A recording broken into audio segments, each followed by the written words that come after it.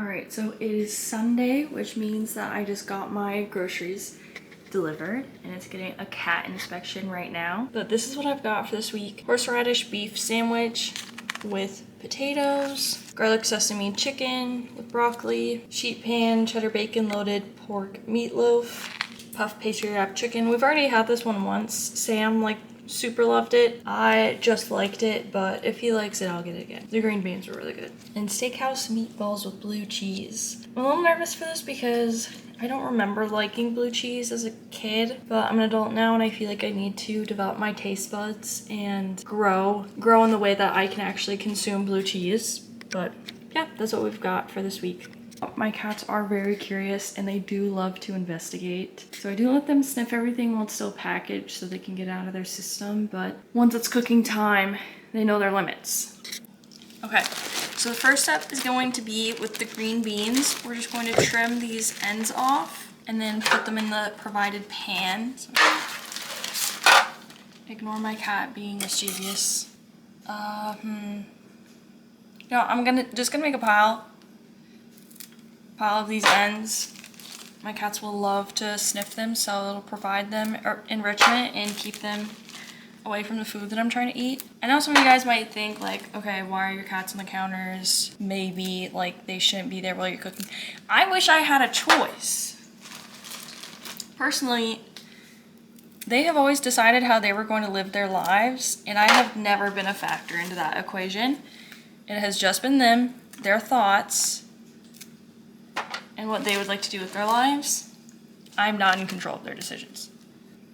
Okay. I really don't want to trim a whisker, Squid. Also, like, when they say trim green beans, like, I'm just guessing here. Okay, you're really scaring me. Like, I don't want to cut a whisker. When they say trimming green beans, do they mean, like, is this it? Like, Squid, I need to do a demonstration. Squid. Oh my god. Okay. Oh. Okay. We'll wait a little bit. Maybe he'll get disinterested and we can talk trimming. Okay. Like, is this it? Like, are we just kind of cutting the butts off? Like, I don't totally know. But this is what feels right. Like, I read the directions. I don't quite understand what they're asking me to do, but I'm not gonna look it up because that's just kind of an extra step that I'm not looking for, so I'm just not going to. Squid, like, you're gonna have irreversible consequences if you're not careful. And I'm just saying that like friend to friend. I'm not saying that as like your guardian. I'm just saying, do you remember the time you singed your whiskers off because you just couldn't stay away from stove? And you looked crazy.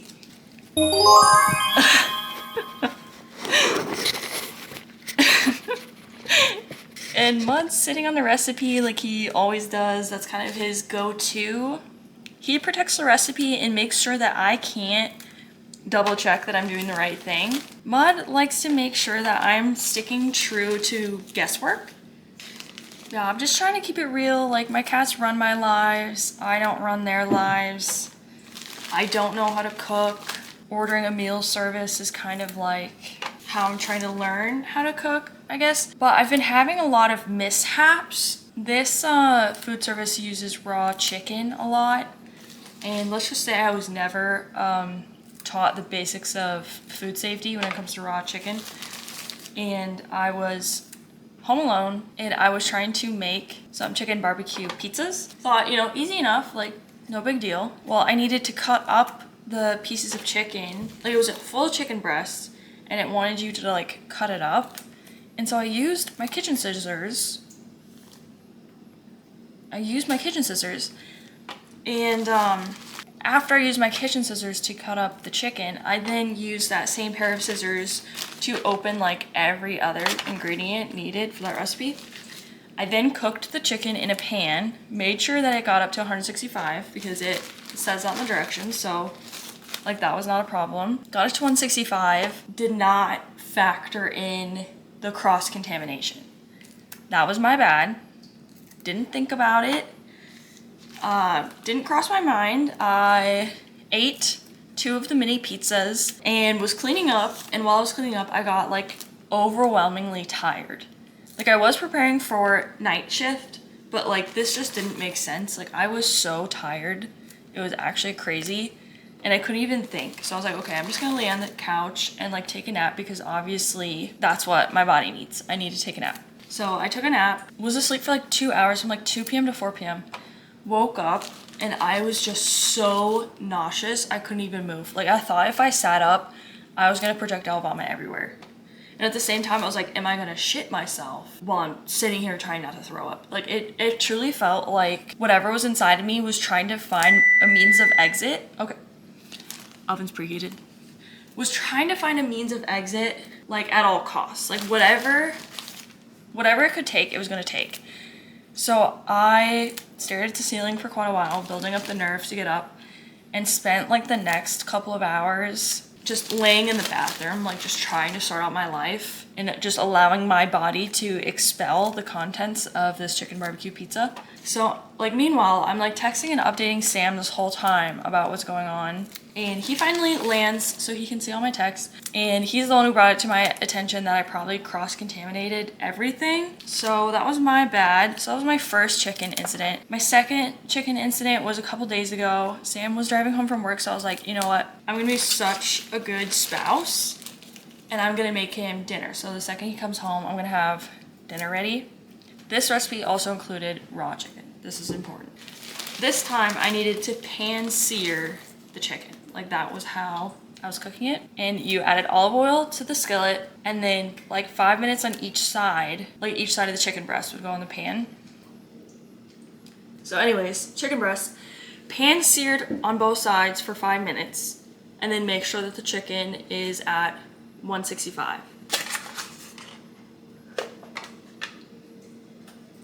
The green beans are trimmed. I can't finish the story until I can be at a step where I'm not doing something. I can't multitask. So I'm just gonna pause on the chicken story.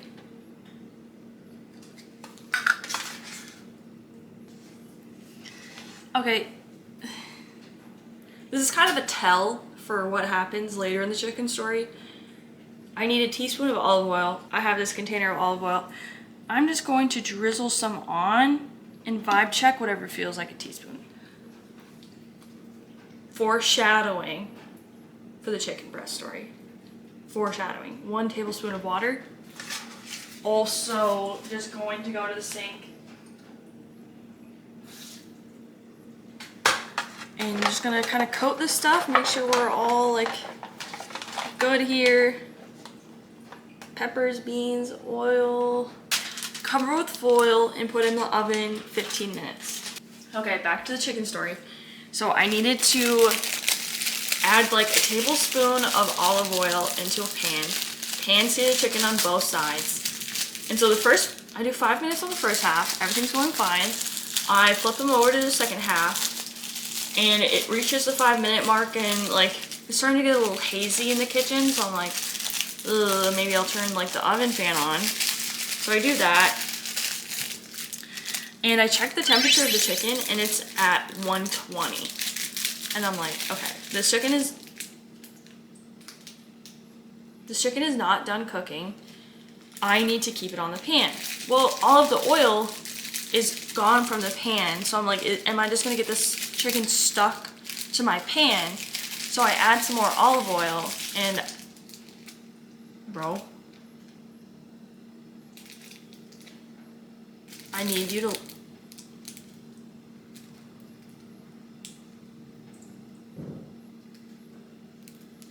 okay. I added more olive oil because I didn't want the chicken getting just stuck to the pot. And I'm in between medium and low heat, okay? Because it's a gas stove and I have stainless steel appliances. So I know things get hotter than things are anticipated. Really butthole shot. So I added some more olive oil and flipped the chicken back over and I'm like, okay, I'm just gonna do like a couple minutes on both sides until we can get like the internal temperature to 165. Sam's already home. He's sitting in the recliner just trying to like relax and recover from work. And I turn around and it's just smoky. Like you can't see anything, really. Like you can't see anything. And I like call Sam's name. I'm like, Sam, like something's wrong. And he turns around and looks at me and he's like, what did you do? Now I'm like uncontrollably coughing. I like can't stop coughing. And I'm like, oh, this is so bad. So I'm like opening windows. The chicken is still not 165. So I'm just leaving it on the stove top. We're opening windows everywhere. I like turn the exhaust fan on in the bathroom. I turn this like fan on. Like the oven fan is like up all of the way. I need to grab a mixing bowl.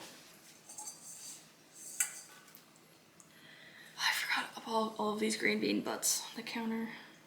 And so Sam comes over and he's like, girl, you're evaporating all of this olive oil. You should not have added that much olive oil. It's all evaporating into the air.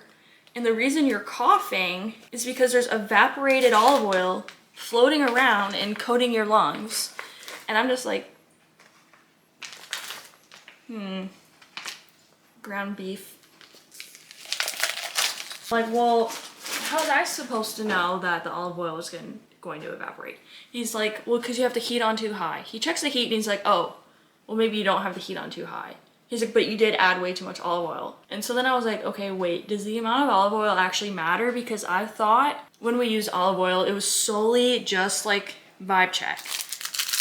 Like whatever feels right, crushed up Ritz crackers.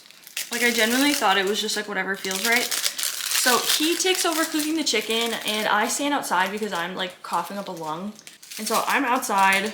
The cats are unfazed. They're just vibing in the haze. I was trying to get them to fresher air. I think they like the olive oil. I don't know. And then he's able to just cook the chicken to 165. Like suddenly when he shows up, it's no longer a problem. Sour cream. Oh wow, that actually focused. And then I finished the rest of the recipe and we exhaust like the house from all of the evaporated oil and smoke that is existing. And then we ate it and I was like, honestly, it tasted fine. Tasted a little smoked out, but I thought it tasted good. So anyways, I'm making a recipe based with ground beef for lunch because Sam is not home and don't want to see what's gonna happen if I try and cook with raw chicken again. Gave myself salmonella, almost burned the house down. I'm taking a break from raw chicken. Garlic salt. I'm gonna take my rings off because I'm gonna be shaping meatballs. Ring reveal.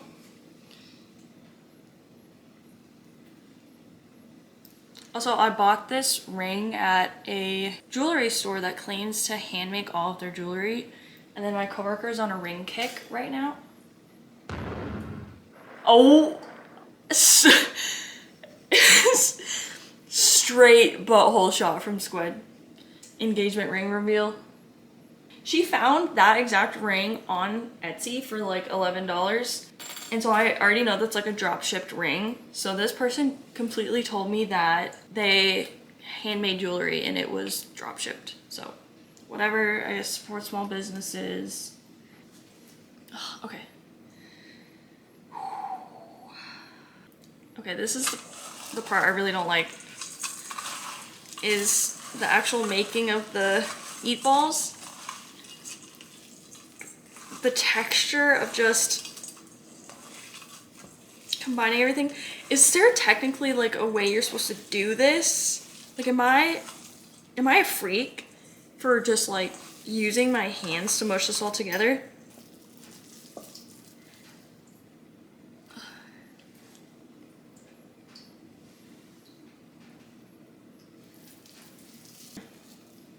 One, two, three.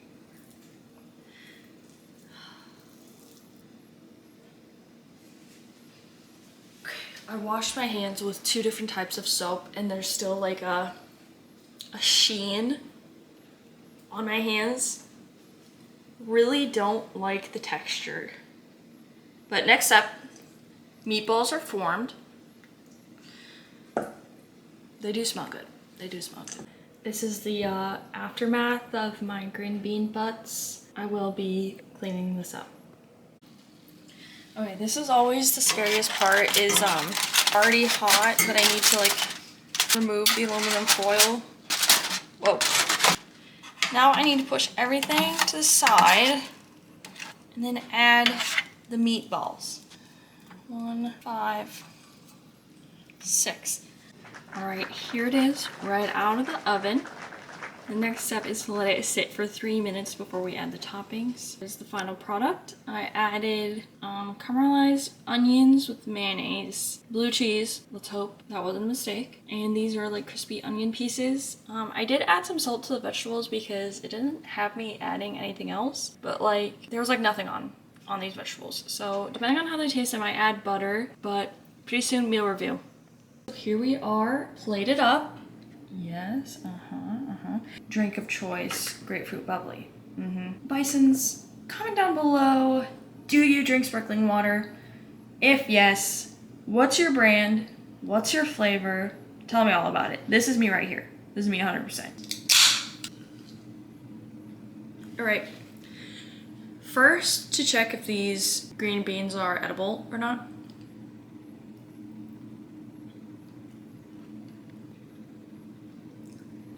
Very lacking in flavor. I only say this because a lot of the green bean recipes that I've made, they've been really tasty.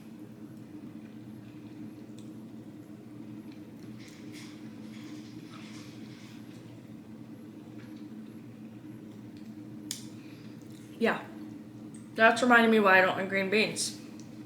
If I were to make this recipe again, I would definitely add salt and pepper, maybe some garlic, just right away to add some seasoning. And then after I take it out, I might add some type of cheese, maybe a Parmesan, maybe an Asiago. Just sprinkle that on top, maybe some butter, and definitely they would be so much more edible. But also, like, when I was scooping out these meatballs, they really didn't feel like they held their shape. And I'm really questioning if I know how to make meatballs or not. But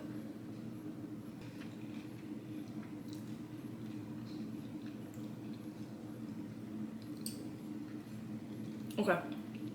Yeah. The meatballs save this. It is absolutely crumbling at the seams. It is not staying together at all. Wow. Okay. I was worried about the blue cheese. I did only put about half the amount of blue cheese it suggested because I didn't want to regret my choices. I'm just weaning myself a little bit. Yeah. That's a good meatball. Going to have to eat some more green beans though to earn my right to keep eating the meatballs.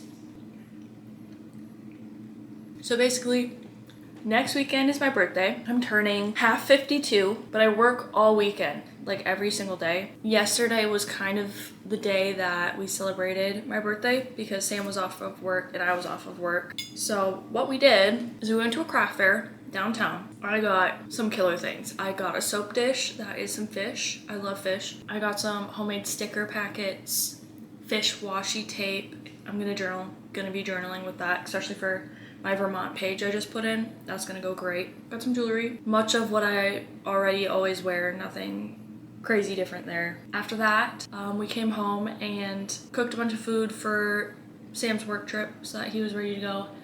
And then I was really excited to go get dinner at a festival in a town that's right next to us. Said festival was honestly, I hate to say it, really lame. And like, I remember when I first moved here, I was going to this ice cream place. It was like the only ice cream place I knew of. And I'm driving to park and I just see like a Ferris wheel just like in a park that normally does not have a Ferris wheel. So I'm like, something's happening.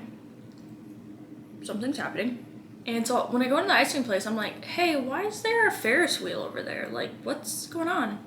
She went, it's the festival. And of course she said like the name of the festival, but I'm not trying to dox myself. And I'm just like, right. And what's the deal with it? Like, what's going on? She goes, you know, it's the festival. And I wasn't gonna be like, I just moved here, I have no clue what you're talking about. But I was edging towards snapping. So instead I was like, you know, I just need my ice cream and whatever, I'll just drive past it and see what the vibes are. After I eat my ice cream, I drive past, see a bunch of fair rides, see a bunch of people like walking around. And I'm like, you know, I should go to that sometime. I wasn't in the mood at the moment because I was by myself getting ice cream already and this was a rough summer. the summer that I moved where I live now. And I didn't have the emotional capacity to go to this festival by myself. So I didn't. But I like kept that on lock in the back of my head that I'm gonna pay attention to when that happens again and I'm gonna go. So I went to said festival with Sam. I have been on a diet. And by a diet, I mean just actually eating food that I should be eating, you know, like a full meal with vegetables and like eating fruit as snacks. So I was super excited to go and just eat fair food. I'm like, okay, cheat day, you know, it's my birthday, it's a festival, I could eat it like whatever I want. And so we go there for dinner and we walk and I realize it's like on pavement and it's summer, like it's July. So it's just so hot. Like it wasn't hot, we walked there. It wasn't hot on the whole walk there. But the second we were like on site, it was just boiling. Well, then I'm just like, you know, we just need to find food and let's eat and then let's like think about stuff after that. We look at the food stands.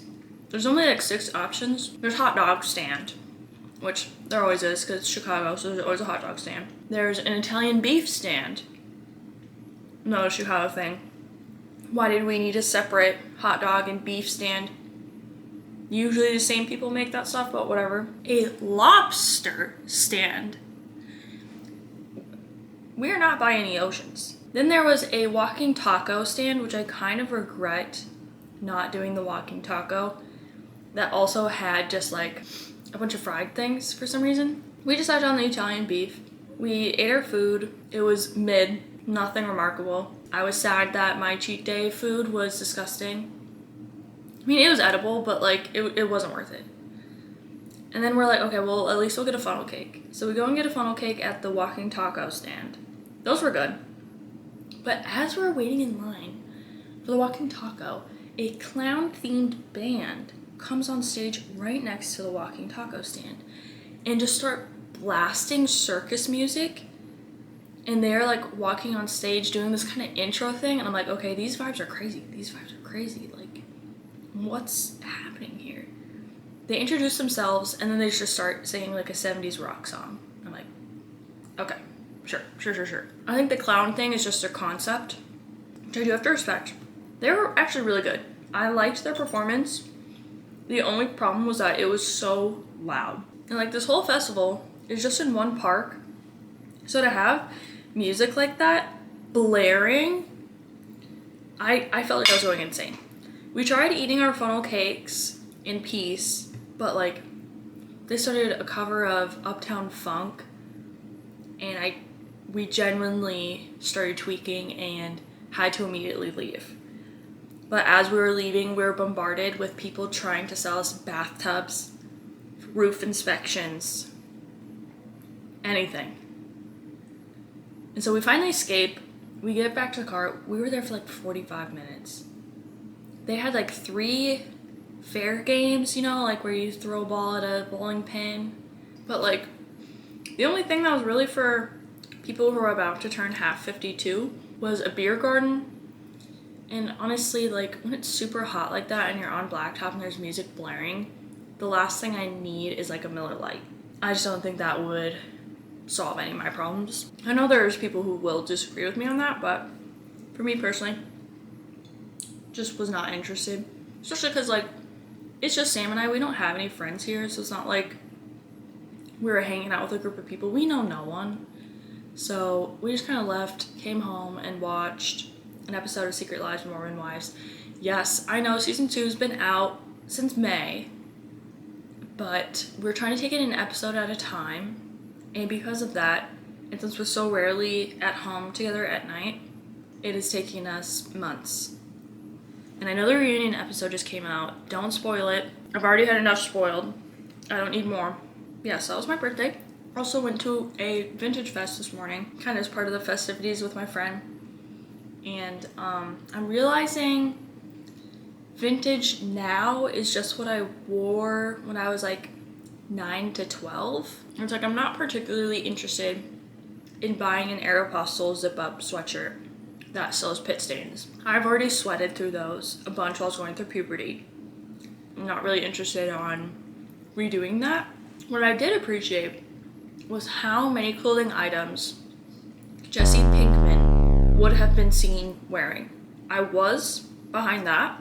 The only issue is that doesn't really fit what I have in my closet. And I'm trying to do more capsule wardrobe kind of vibes so that I don't just fill my closet up with stuff that I can only wear with specific pants, or like I'm gonna wear it a couple times and now it's not trendy. So I did skip out on the Jesse Pinkman stuff, but know that I appreciated it from a distance. I did. Also, Bisons, comment, have you been thrifting recently? Or have you been going to like Vintage Fest where there's a bunch of vendors? What have you thought of the selection? Am I just old? Like, am I just too old to really be thrifting? That feels crazy. Like, I feel like that's something I should never grow out of. But maybe it is. Oh, and for my birthday, I got this camera. So if that explains why I'm awkward, weird, and unsettling, it's because it's my first time in front of a camera. Also, I just realized I've been staring at myself in the viewfinder like this whole time, so you're probably like, I'm probably just like, instead of, I apologize. I'm new to this whole like,